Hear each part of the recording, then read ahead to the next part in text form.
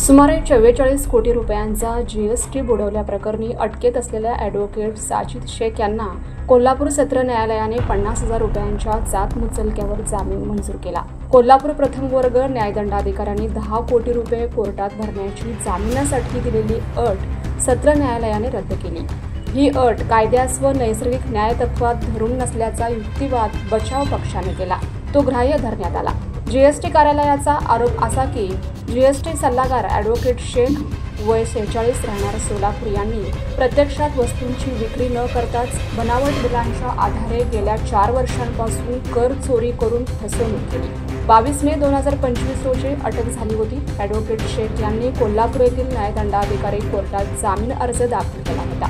जामीन अर्ज 10 कोटी रक्कम कोर्टात जमा करण्यासह इतर अटी व शर्तीवर मंजूर केला होता, पण 10 कोटी रक्कम भरण्याच्या अटीविरुद्ध त्यांनी कोल्हापूर येथील सत्र न्यायालयामध्ये अपील दाखल केले होते। आरोपीतर्फे advocate Shashi Kulkarni, advocate Gurudatt Borgaonkar, advocate Devdatt Borgaonkar यांनी तर सरकार पक्षातर्फे ॲडव्होकेट शेखर टोंपे यांनी काम पाहिलं।